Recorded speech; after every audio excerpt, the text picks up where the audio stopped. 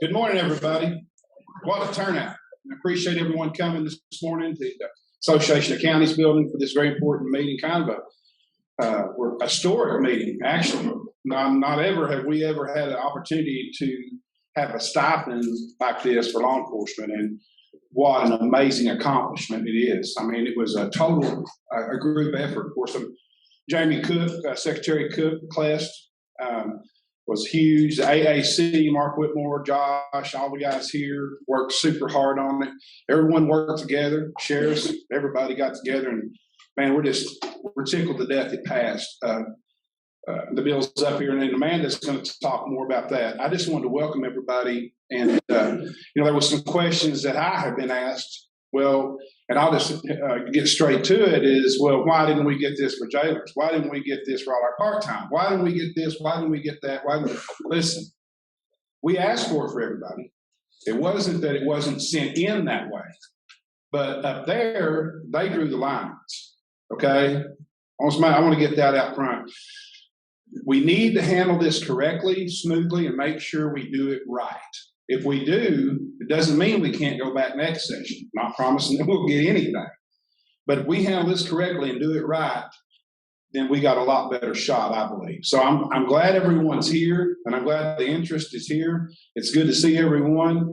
And again, I want to thank all the people who helped put this together. They put a lot of hours into this, putting this together and making sure, number one, it passed, and you guys helped with that. And number two, making sure we get everything prepared in an orderly manner. This has never been done before. So I think Amanda's had to put some forms together to make sure everything's done right. At that point, I'd let you guys ask all the questions to her, because I can't answer your questions. That's why we have the attorney this evening. And did I thank Mark Whitmore? Where's Mark? Everybody know Mark? Okay, that's the question, man. His phone never stops ringing. Anyway, I want to introduce Amanda with Clest. She's worked tirelessly on this. Her and Jamie, they've worked tirelessly on this. We really appreciate them, and she's going to go over this with you. Again, thanks for being here. Good morning. Okay. So I think the first thing we're going to do, everybody knows what we're here for, right? We're here because there's a $5,000 stipend that's going to be eligible for all full-time law enforcement officers with your agencies, county and municipal. So that's why we're here. So I just want to walk you through a little bit of what the Act actually says. And we've had a lot of questions about who is eligible, who is not eligible. It is only eligible for full-time law enforcement officers. And I want to go to the portion of the bill that talks about what eligible means. When we worked on this, we tried to track as closely as we could to what the CLEST definitions are for law enforcement officers. So when you see this, you'll see that auxiliary is defined like we do at CLEST. Part-time is defined like we define it at CLEST. Specialized, same thing. The difference for the full-time is that full-time officer also has to be someone who has completed the basic academy. So I know a lot of times your people work for a few months before they go to the academy. So when we're turning these people in to CLEST and saying that they are full-time officers, make sure you understand that they have to have successfully completed the academy before they're eligible for this payment. So,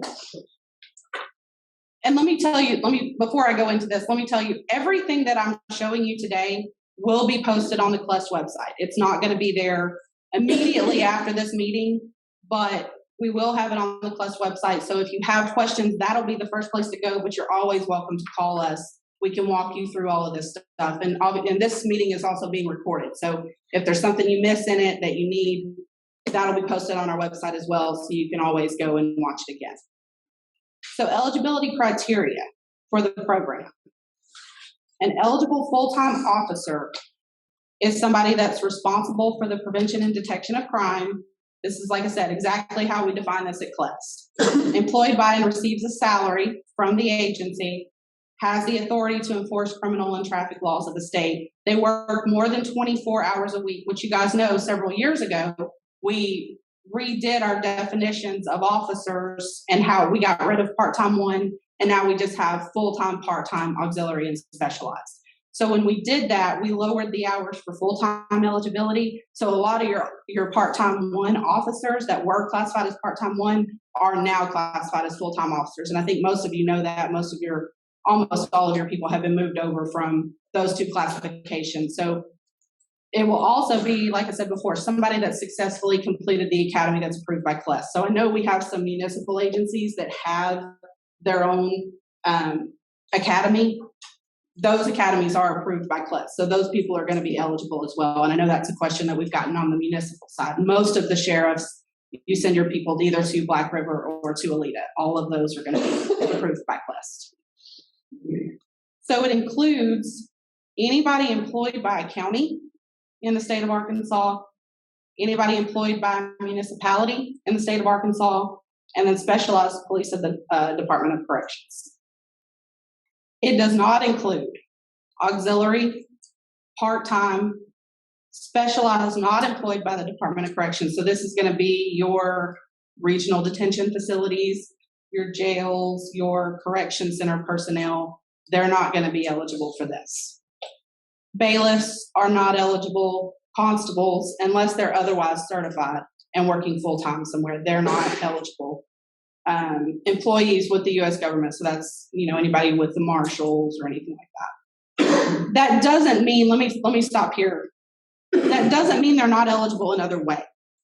So if you have somebody that's working part-time with the marshals, but they're a full-time officer with your sheriff's office, they're going to be eligible under your agency. But if they're only working as a part-time officer, then they're not going to be eligible. If they work part-time here and full-time here, their eligibility is going to be with the full-time agency. So hopefully that clears up a little bit. Anybody who is elected, so the elected sheriffs who are not otherwise certified. So and I don't know that we have any sheriffs that are not certified law enforcement, but if you're elected and you're not certified through CLES, then they're not eligible. Persons employed by an agency that's not primarily involved in law enforcement, and anybody who works at a school. We've had a lot of questions about SROs. If your SRO works for your department as a full-time officer, they are eligible because they are a full-time officer with your county or municipal agency. What this means is people who work directly for the school. So if several years ago, and we've had colleges that had their own law enforcement agencies for a long time. Now we have primary schools that have their own law enforcement agencies that directly employ, so they're not employed through the county or the city, they're actually employed by the school itself. That's who this is excluding. So if you have an officer that's a full-time deputy or a full-time officer with the agency, just because they're assigned to the school doesn't mean they're excluded. And then the other one is officers currently pending decertification. So anybody that, hopefully we don't have anybody that's employed that's currently pending decertification, but if we do, and they are working for your agency, they are not eligible for the stipend. So just some general questions we've received, and we'll update this. I imagine we're going to get a lot of questions over the course of the day, so we're going to update this as we go along, and when we post it on the website, your questions that are asked will be on this as well. But this is just some of the things we've received so far. How much is the stipend? It's $5,000. Who submits the information to CLES for the officers that are eligible?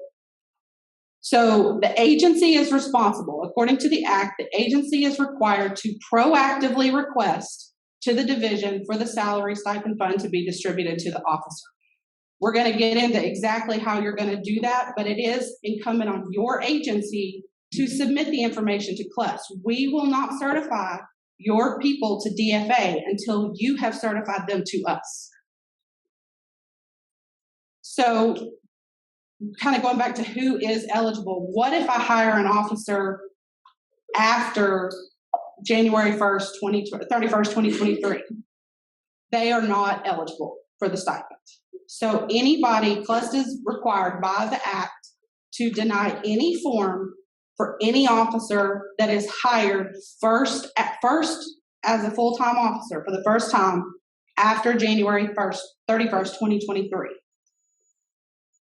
So there's going to be a little bit of a break in how you're going to do this.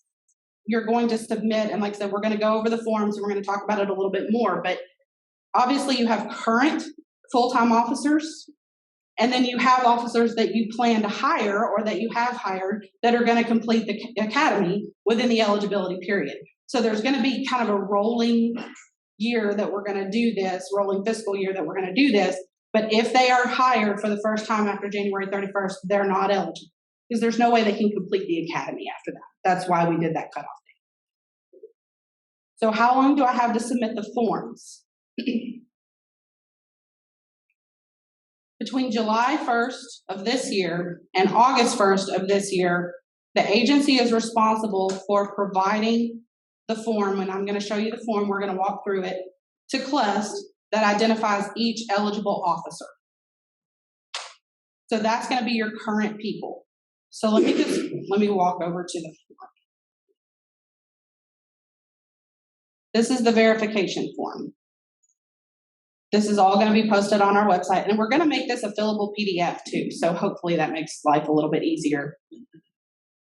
So the name of your agency, this has to be submitted for every single officer. So one form per officer. So if you have 50, you got to submit 50 forms. And there are multiple forms, and we'll get to that in a second as well. But you're going to tell us who you are, what your agency is, who's your officer that is eligible. We're going to want their CLEST ID number. That's easiest. Obviously, most everybody in the room is aware of what your CLEST ID is now. We've had that for several years now. If you're not aware of what your CLEST ID is or what your officer's CLEST ID is, just call us and we'll give it to you. We want to know, are they employed full-time as of July 1st, or were they employed after July 1st, but before January 31st? And we want to know the date that they were employed as a full-time officer. So it may be that they went from, you promoted them from part-time to full-time. I don't necessarily want to know the day they were hired as a part-time. I want to know the day they were hired as a full-time officer, because that's what triggers their eligibility. We're going to want their classification. Are they full-time, part-time, auxiliary, or specialized? If you fill this form out and tell me they're a part-time officer, you're probably going to get a phone call that tells you, I don't want this. That person's not eligible. But I want to know how you have them classified at your agency, because part of the act, CLEST is required, when you submit the information to us, we're required to then go into our records to verify that our records match what you gave us. If they don't, we're going to have to fix that. So if you submit an officer to us that says this is one of my full-time officers, but we have them classified as part-time at CLEST, they're part-time.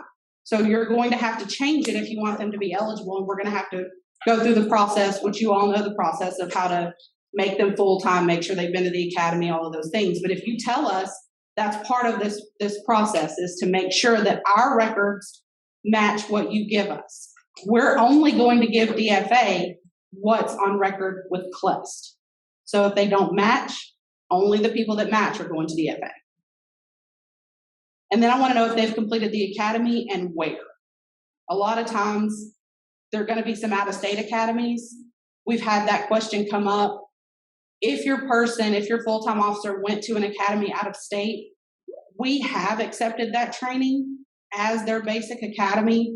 So my thought is to err on the side of they have been to a CLEST-approved academy.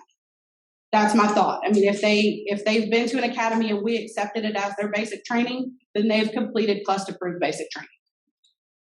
And then I want to know when they graduated.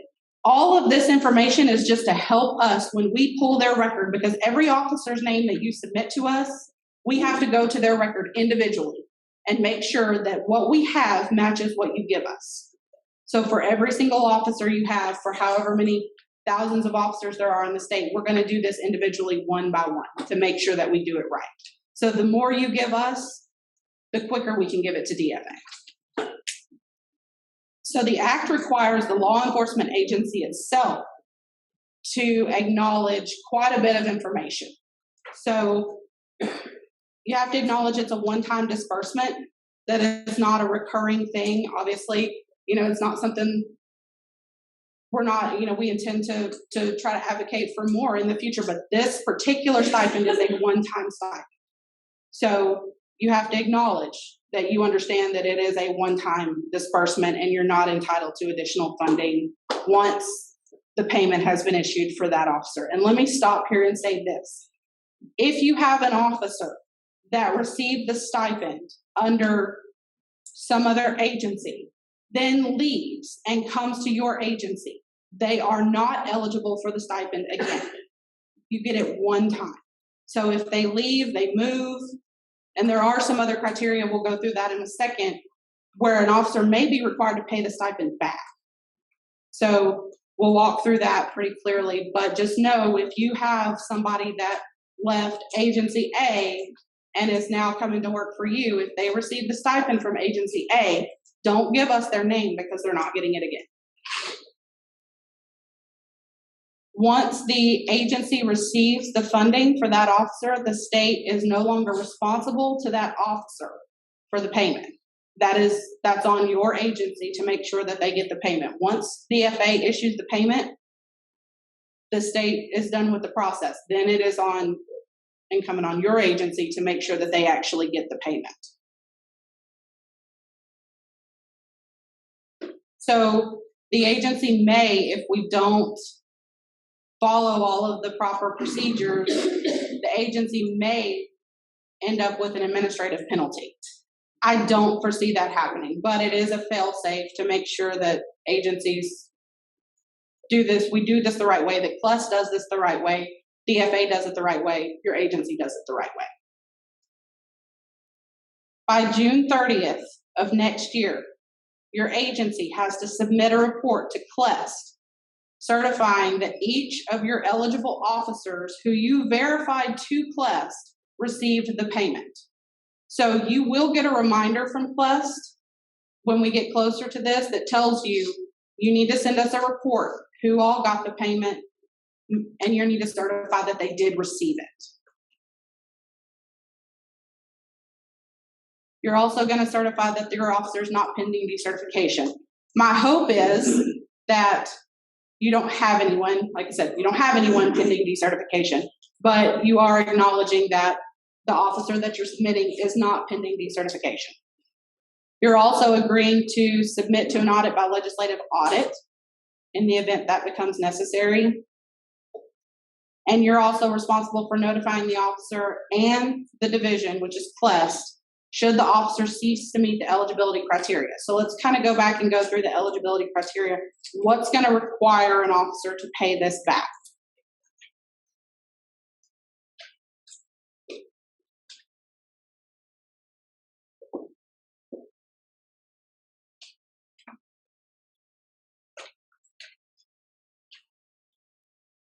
So, an eligible full-time officer who receives the stipend and who resigns or ceases employment with the eligible agency within 180 days of receiving the stipend is responsible for returning the salary stipend payment.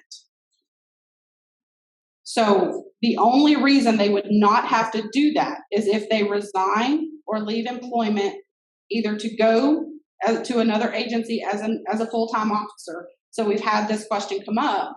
What if an officer leaves full-time from my agency to go part-time with a different agency? That's going to require them to repay the stipend because it says they have to go accept employment as another eligible full-time officer somewhere else. As a result of the death of the officer, they're not going to have to pay it back if they die in the line of duty, obviously. As a result of their retirement.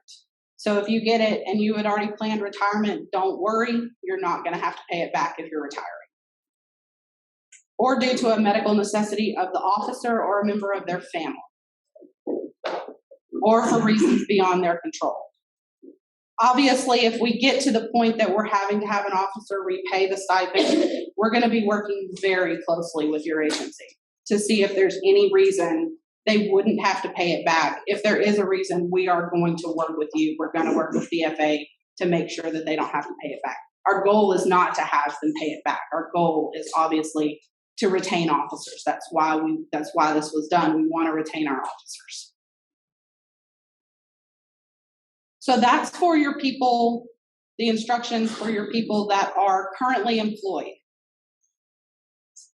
What about my people that are employed after July 1st of this year, but before January 31st?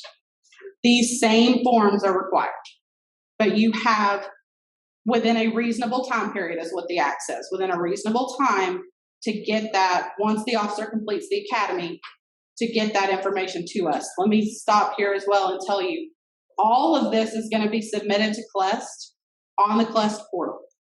I'm not sure that there's anyone at this point that's not on the CLEST portal. Everybody is aware of what that is. We're developing a web form now. If you need help with how to work that, I assume everybody has a portal administrator at your agency. It may not be you, it may be somebody else. I would say work with your portal administrator, make sure that they know this web form will come out. It'll come out we'll publish it before July 1st, and make sure that they know what they're going to need to fill out, make sure they have the correct permission to submit all of this information for you. So all of this is going to be done electronically. That's the way we hope to do it so that we can keep a good record of it. So your officers that are currently employed, the act anticipates that you're going to do that within the first month. So I strongly encourage you, after July 1st, get your roster to us as quickly as possible. Who provides the information to DFA? We do at CLEST. That's our responsibility. CLEST has quite a few responsibilities under this. Obviously, we have to verify everything that you give us. We have to verify that they are a full-time officer. We have to verify they're not pending decertification. We have to verify that they have attended and completed successfully the basic academy. We're going to do all of those things. Our hope is to submit your agency all of your, at least in your initial, for your people currently employed that are eligible, we hope to submit those to DFA as one block, as a one-time submission.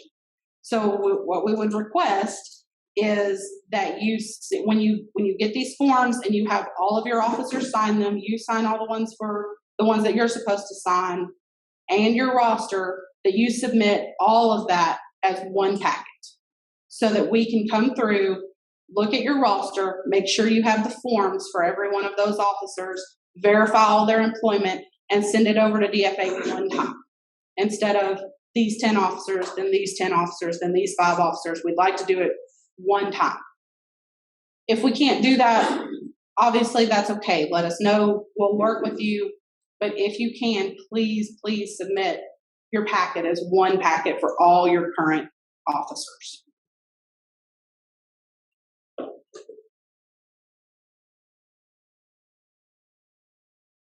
So I've had this question quite a bit for your officers that are going to, let's say you hire them September of this year, they're obviously not eligible unless you're hiring them from another agency. They've been to the academy. That's a different scenario. But let's say you're hiring them brand new. They've never been to the academy. We want to know who's eligible. When can they complete the academy? What are the academy dates? Black River, I don't have. And obviously our agencies that have their own academy, I don't have those dates. But just know that your academy is going to have to complete before June 1st of next year. If you have your own academy for our municipal agencies, if you have your own academy, it's going to have to finish, and your people will have to graduate before June 1st of next year in order for them to be eligible. For the academy dates for Alita, the B and C classes for this year will be eligible for the stipend once they complete, and all of the Alita A classes will be eligible next year. So if your people go to B or C of this year for any one of our academies, or A of next year, they'll be eligible.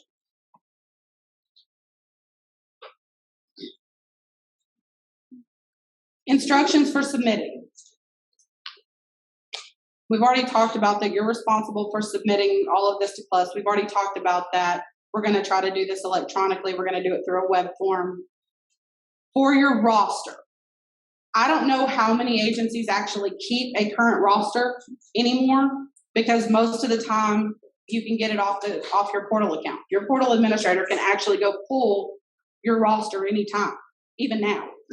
So a lot of agencies do it that way. But in the event you do keep a current roster, you're going to have to submit that roster to CLES, and there'll be a place for you to do that on the web form that tells us who all your full-time officers are. Please don't submit your part-times. Please don't submit your auxiliaries.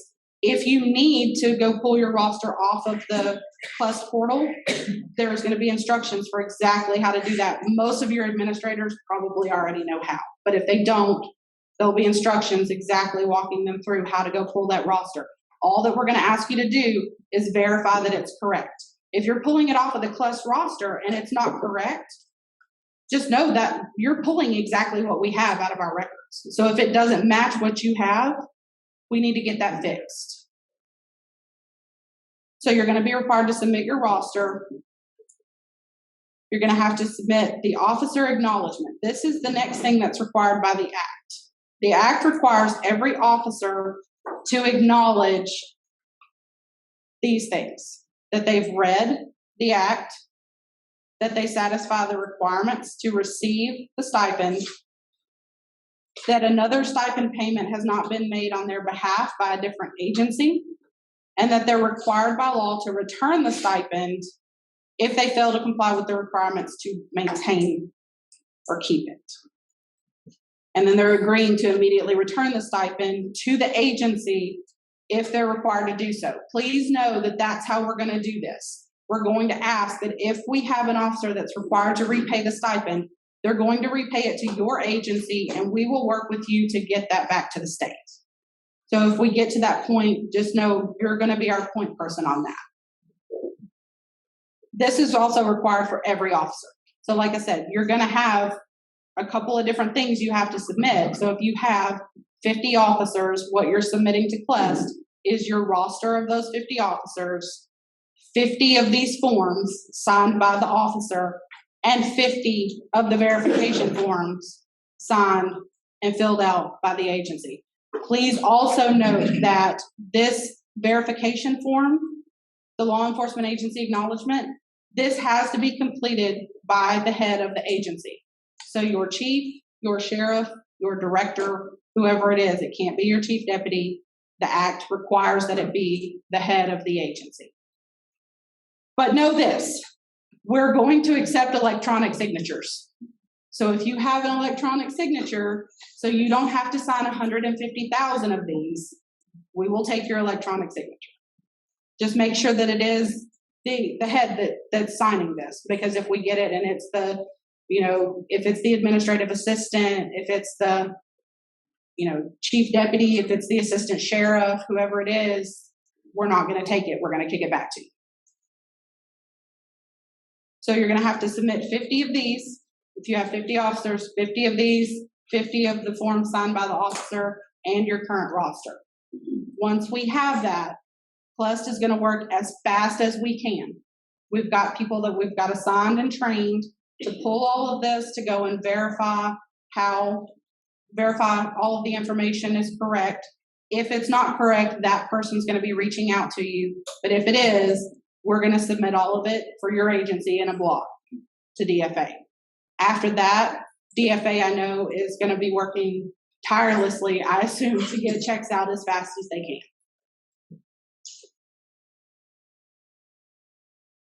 So the next thing we'll talk about is the proposed rules.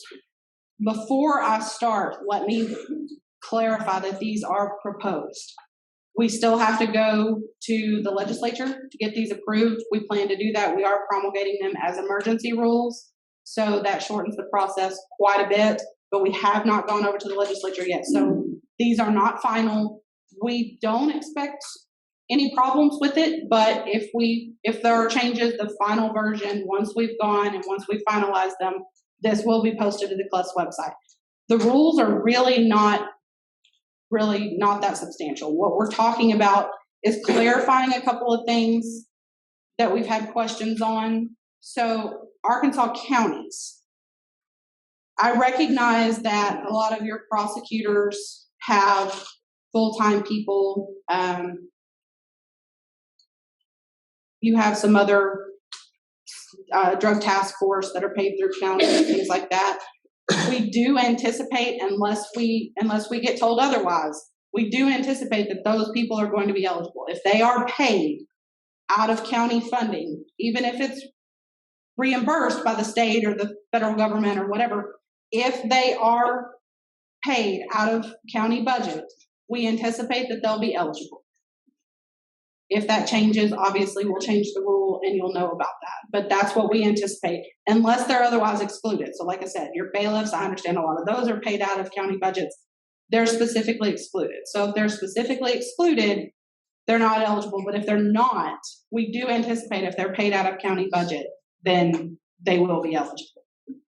For our municipal agencies, we've had a lot of questions about localities and political subdivisions. We do still have a couple of political subdivisions in the state.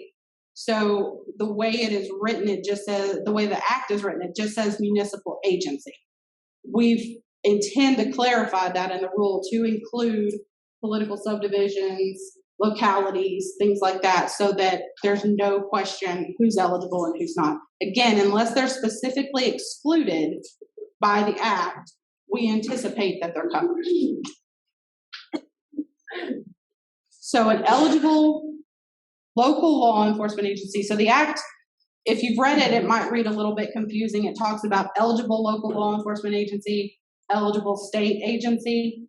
That's what we're covering here. What we're covering is a county and municipality. An eligible local law enforcement agency is going to be a political subdivision, is going to be a drug task force. We're going to consider those unless we hear otherwise. We do plan to consider those an eligible local law enforcement agency. So what it does not include is a court, a constable, a regional city, county jail, and any other agency specifically excluded, like what we talked about. So the next part of the act that was required was for CLES to promulgate rules for a review process in the event someone is either denied the payment or they're required to repay the stipend payment. That's what we've done here. Like I said, this is all pending. We don't anticipate a ton of pushback, but what we anticipate the process to look like is if an officer is denied the payment, there's going to be a reason. We're not just going to deny payments. There's either going to be that they're classified different than what you're telling us. We're going to work with you on getting that fixed. If they're a full-time officer, we want to know they're a full-time officer. If we have them classified as part-time, please work with us to get that fixed, because we're going to deny the payment to them based on what we have in our records at CLES, not what. So if your records don't match, please make them match. So if they're required to, or if they're denied the payment, they're going to have the option for a review process. If every criteria is met and we still say, we're sorry, we don't think you're eligible for the payment, we're going to deny the payment, we're not going to certify it to the FA, the officer has the option to submit a request for reconsideration. This is that form. This will be posted on our website as well. We're going to ask that the officer tell us why they're requesting. Were they denied the payment or were they required to repay the payment? We're going to ask for their information, and then we're going to ask for them to state the reason that they think that our decision was wrong. All of this information, along with what we used at CLES to make the determination, is going to go to the Secretary of DPS. And she'll make a final determination on were we right or were we wrong. So that will be for either denial or if they're required to repay it.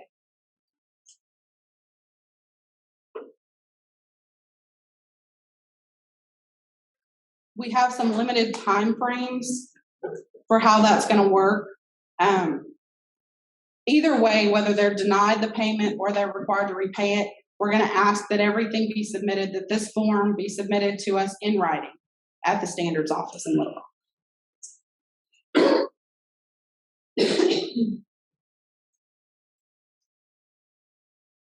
And then this next section is for the process. It's effectively the same. The review process is effectively the same. It's going to go to the secretary. The secretary is going to review the request that the officer put in and also the documents that CLUST used to make the determination. Again, we ask that those be in writing. We don't anticipate a lot of these. We really don't. We want to get this right on the front end. We want to make sure that everybody who's eligible for the payment receives the payment and that no one has to repay it. I mean, that's our goal. We want to make sure we do it right so that we don't have a lot of this process. But in the event something happens and someone is required to repay and we don't think that's right, we do have a review process to make sure that they get to be heard. Note that it's not a hearing. They're not going to appear in person. They're not going to, give testimony and have witnesses and all of these other kind of things. It's just going to be a review process based on that form and the documents that we have at CLUST.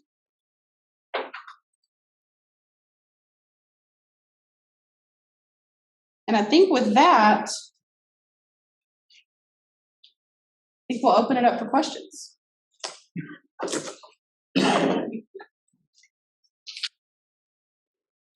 We got Mark Whitmore here, and I left out the city and the municipal league that I know they're here, and I know Gary's here with the Chiefs Association, and didn't mean to leave you guys out in your participation in getting this done. And Chris Beline's. Yeah, if you guys want to come up here and help answer questions or have questions, it'd be great. I mean, Mark, I know Mark's handy. I know we got a lot of people on Zoom, and I think they issued their questions will they go to you, Christy? You got a couple of questions. We also have a sign-up sheet that's going around that I neglected to tell you guys. If you haven't signed the sign-in sheet, where is it at? Who's got that? The sign-in sheet we have back here on the back table. Is there anybody that haven't signed in? Okay. Kim, can you bring that up here? Somebody bring that up here and let these guys haven't signed in get signed in. And Mark, you got any ideas best way to start taking questions? She was asking to take questions. Okay. Yeah, the best way is we'll just take off. I think they raise their hand, let Josh ask my question. Okay. You raise your hand, Josh, you come to mine.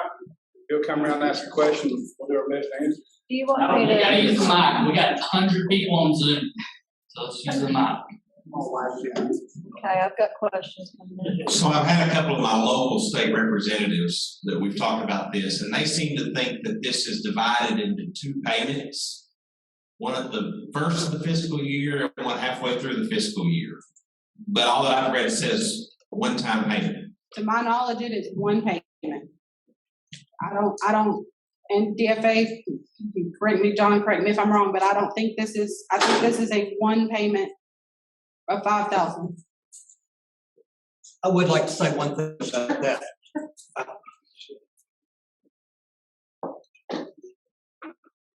Forgive me, my name's John Tice. I'm with the Department of Finance Administration. I told Amanda I would sit there and keep my mouth shut, but being a lawyer, that I just find that almost impossible.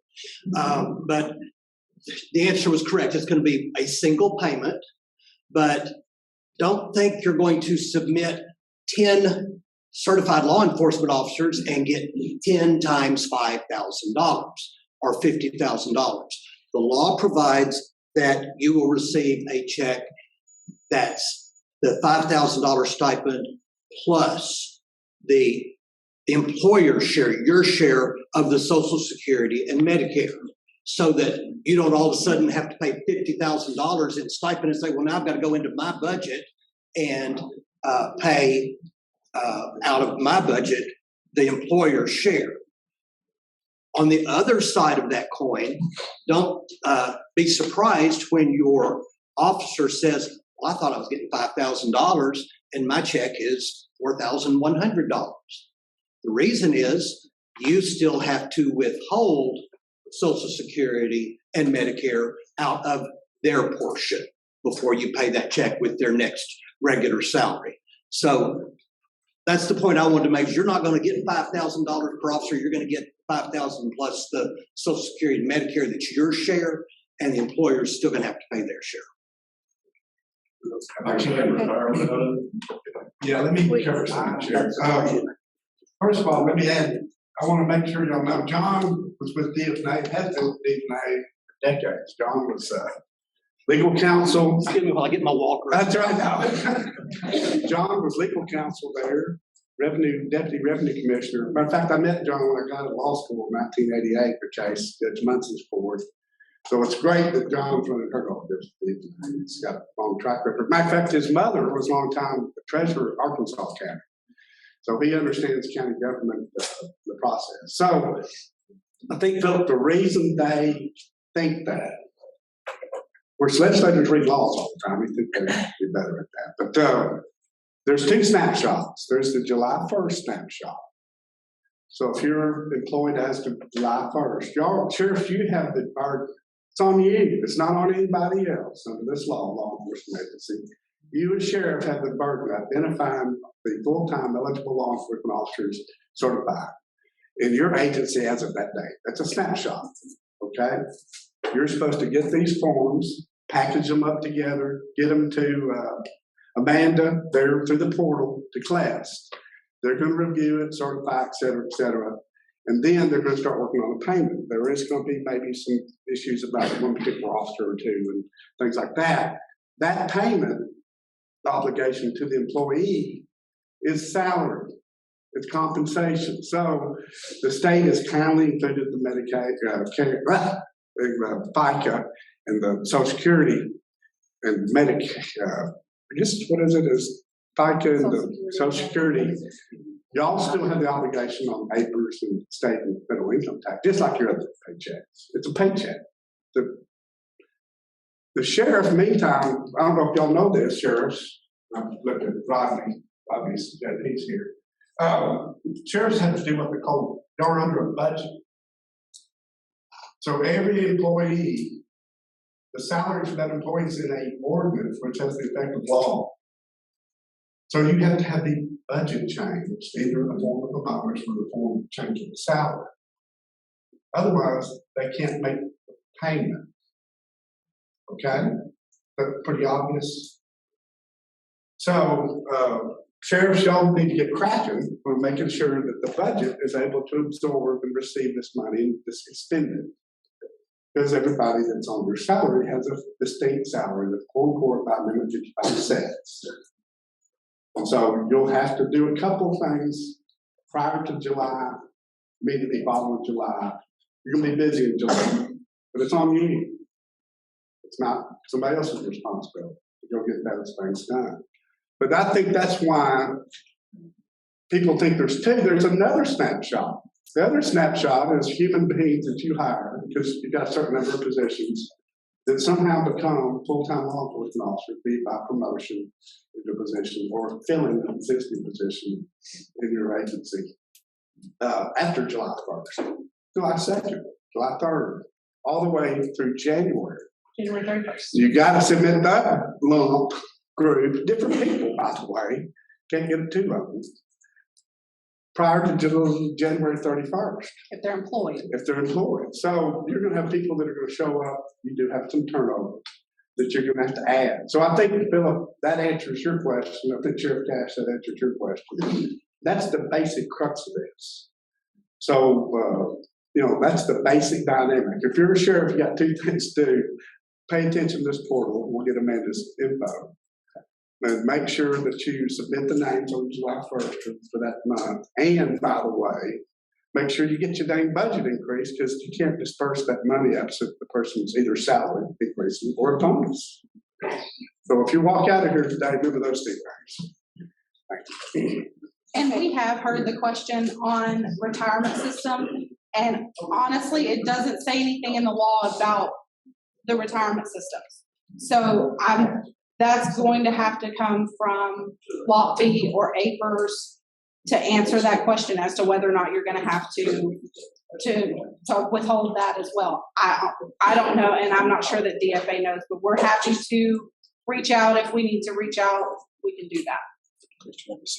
Hang on just a second, Chrissy. One more thing on retirement. So if you're an employee and you're contributing 5%, that 5% is still going to have to come out of the employee's portion of this pay.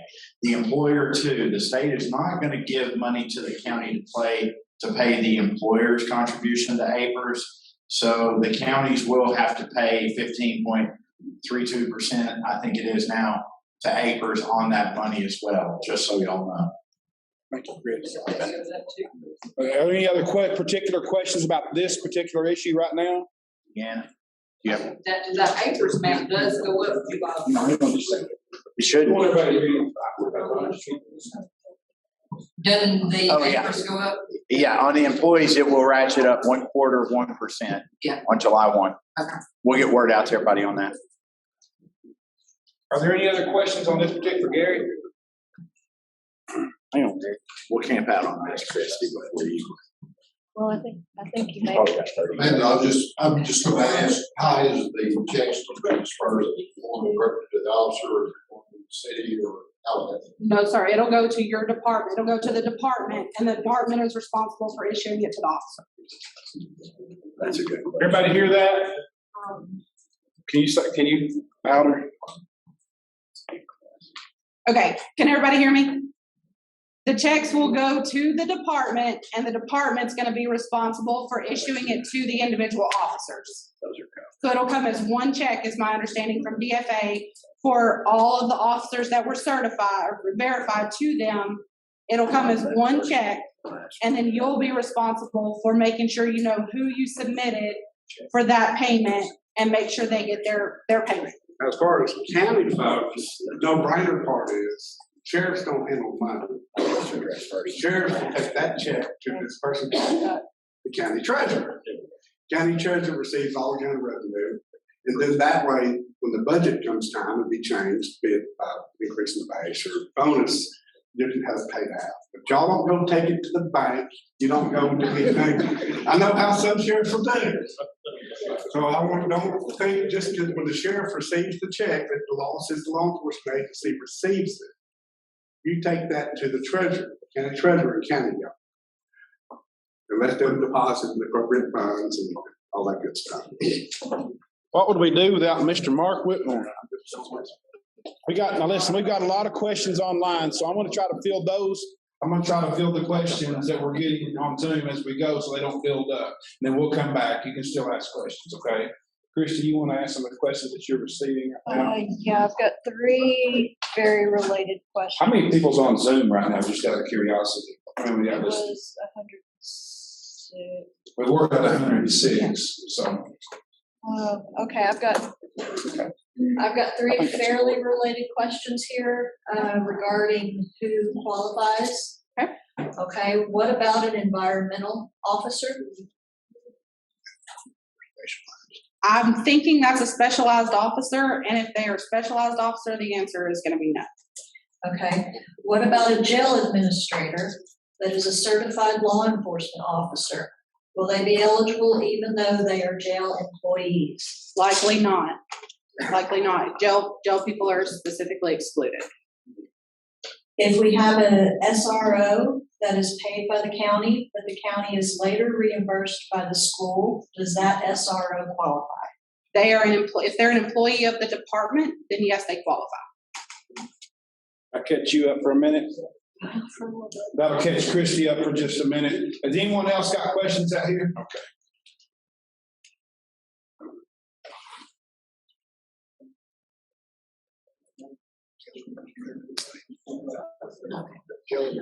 If she's a full-time certified, officer, but if she works at the court, she's assigned as a court bailiff, would they qualify? It's gonna come down to where they're employed, what agency they're employed. If they're directly employed by the court, then no. But if they're employed by the department, then yes. It has to be an eligible agency. So the sheriff's office is an eligible agency. Where you have them assigned is immaterial, I think. So, Amanda, it's going to be similar to the school resource officer.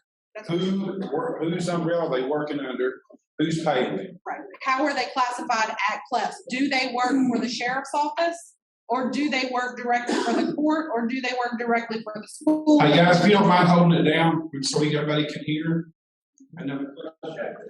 Okay, so That goes back to the same question about the jail officer then. So for example, we have a detention lieutenant that was a full-time certified officer in our patrol division for many years and got promoted to rank within our jail. He still fills in on our patrol sometimes when we're short-staffed. So would he still not be included? I mean, they're employed and paid by the sheriff's office. If we, on situations like that, I'm gonna have to look at the officer individually, honestly, to see exactly how they're classified.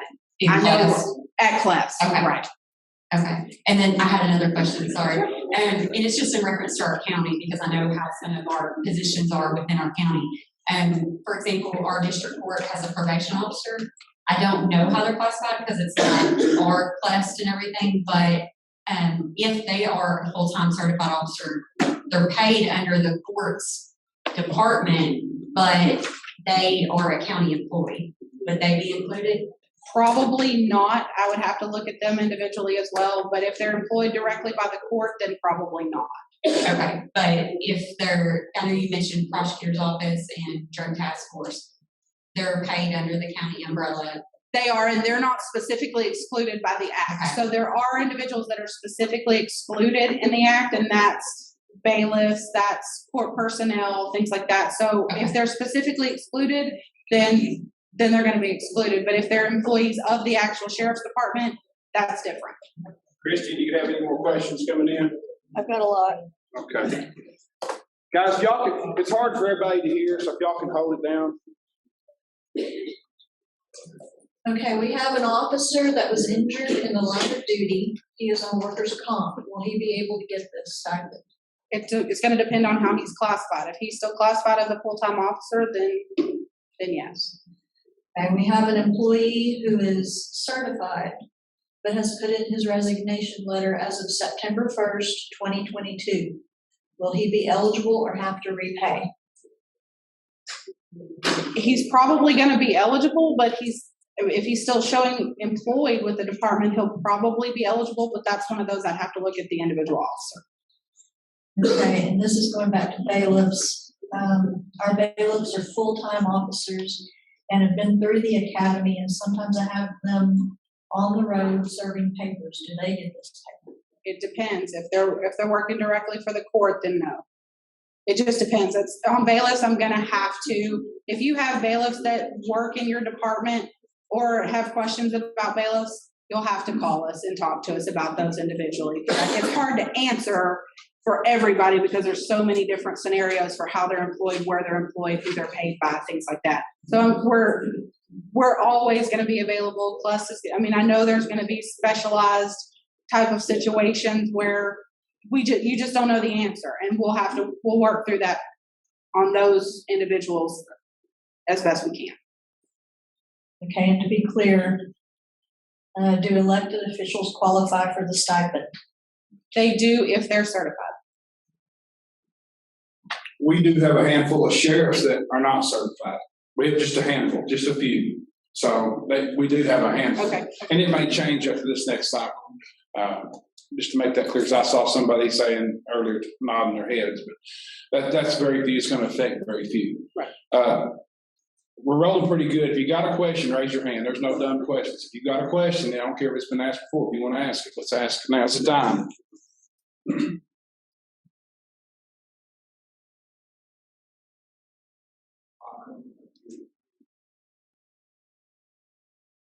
My question is in reference to the elected officials that has not attended the academy. They are not eligible, is that correct? If they're not certified and haven't been to the academy, they're not eligible. That's my understanding of the act. Well, I think the question comes in is with the law that's passed that a sheriff that's been there for 8 years can work after he leaves as a sheriff. So is he certified or not, even though he has not attended the academy? That's going to have to be a question. I'm going to have to look at the record. I'm going to have to look at their record and see how they're employed once they leave as sheriff, how they're employed, how they're classified with the agency. Oh.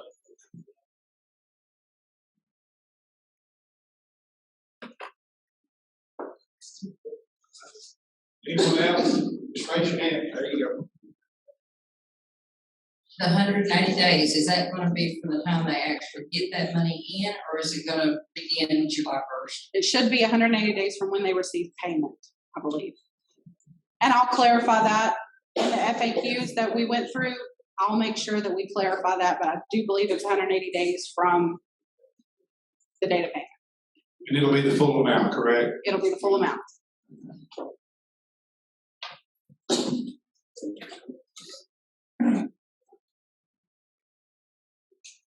Sorry to take this over. Thank you, counties, for having us. I had a quick question from a city, and it's maybe more of a DFA question, but do we need to give the stipend out in a separate check, or can we put it into an existing payroll check?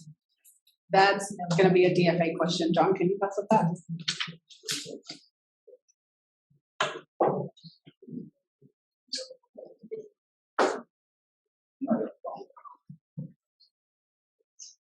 I believe the act actually answers that question. So forgive me while I read and talk at the same time.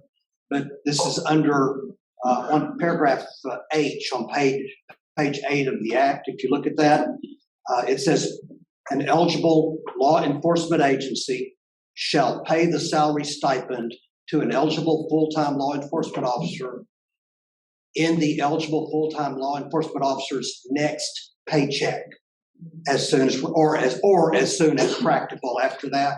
So it looks to me like reading the language, it's your option. Either put it in the paycheck, or if it's not reasonable to put it in their next paycheck, then as soon as practical. Thank you. Yeah, that was causing some confusion. Thank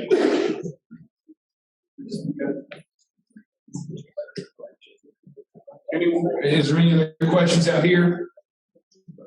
While you're thinking, we'll go back to the Zoom. Christy, you got some more, don't you? Yeah, I have a lot of specific questions about who is eligible. Juvenile probation officers who have been through the academy. Again, it's going to depend on where they're employed. If they're employed by the court, then no. Okay. Does the payment go to the sheriff or to the treasurer? It's going to be issued to the agency, but I think earlier what they said is make sure that when the agency receives it for the sheriffs, make sure you get it to your treasurer. And when should we expect to receive the payment?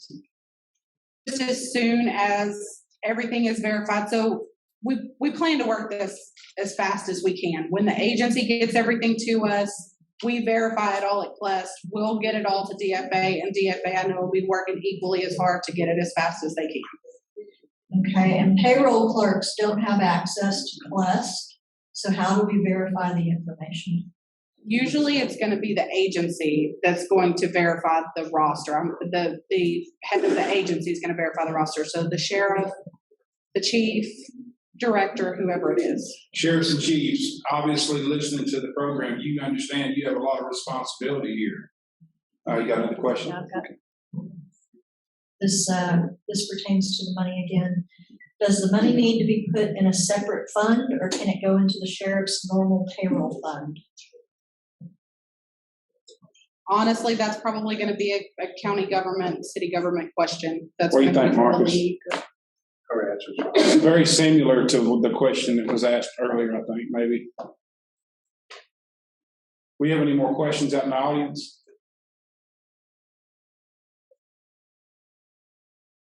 Or you can still get just a few more minutes to get a question in. Mark, do you have any closing, anything you want to say? Okay. We got questions coming in. I think there's still some confusion on what gets held out of the payment, out of the stipend. So specifically, what gets held out? FICA, Social Security, taxes. I think it's Social Security. John, what page is it on? Page 8. Acres.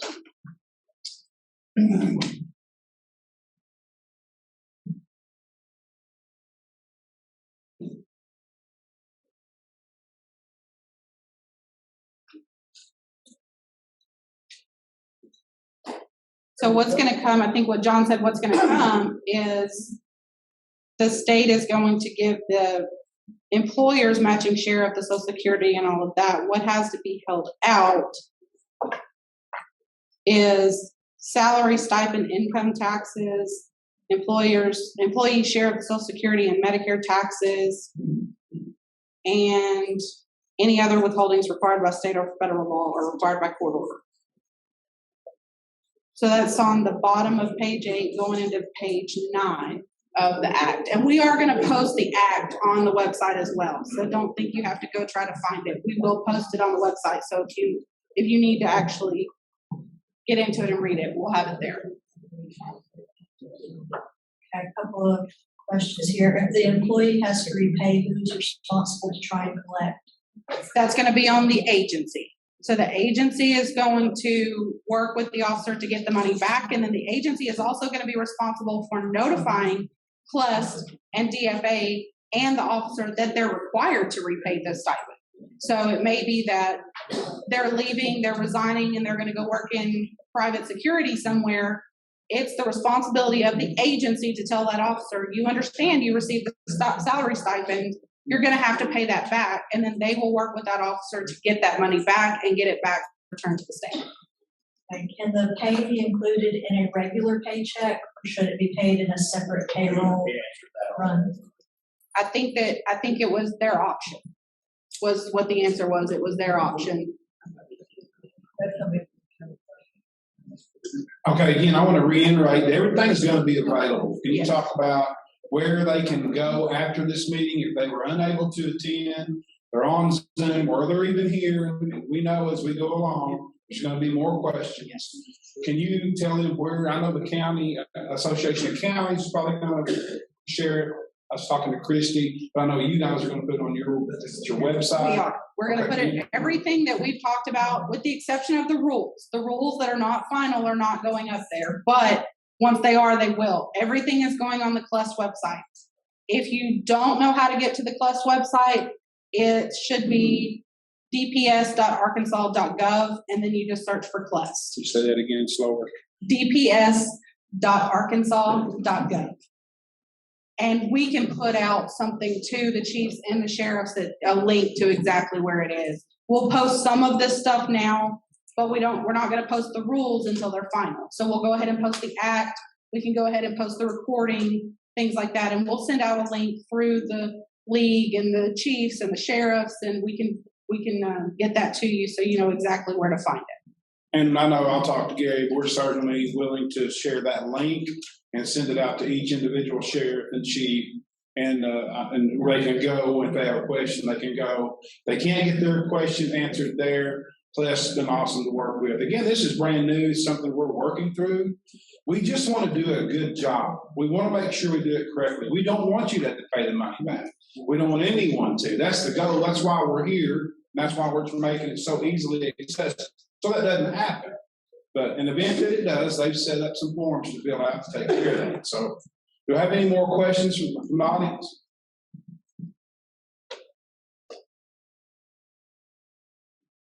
I'll be for Mr. Mark. I know that the monies that come into the sheriff's office, we turn over to the treasurer. The treasurer obviously is going to take a percentage of that.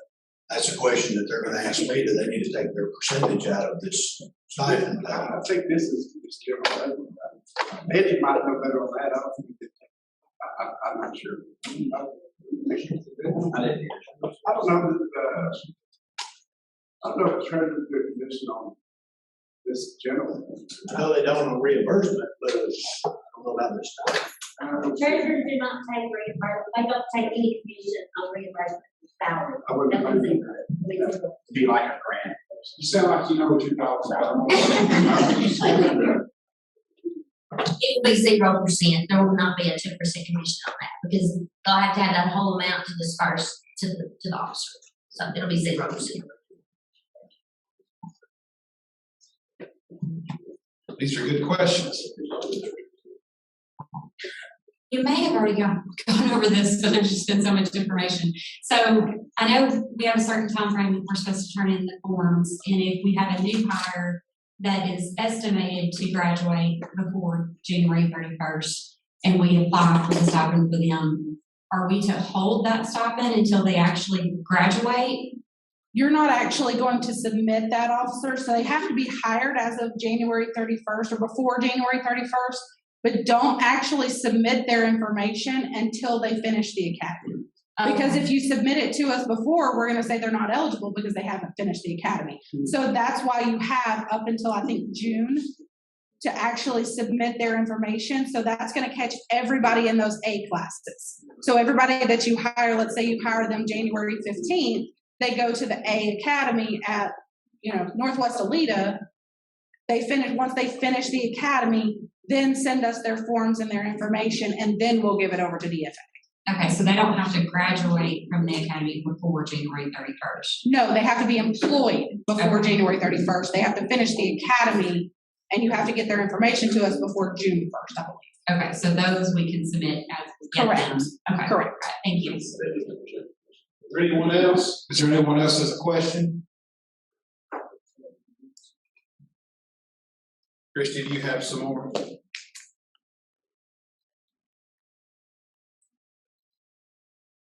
Did you say earlier, did you say VPS?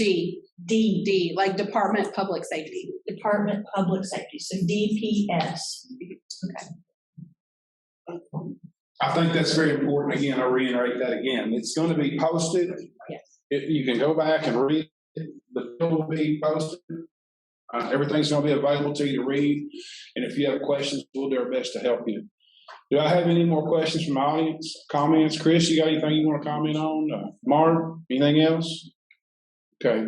And as you have questions, as questions come up, we know they're going to come up. We know that you're going to have an individual situation with one officer that you don't know whether they qualify or not. Just call us. We will work it out at Clust. Just call us and we'll figure it out. Okay. I know there's going to be some issues coming up, and we're trying to make this as streamlined as we can.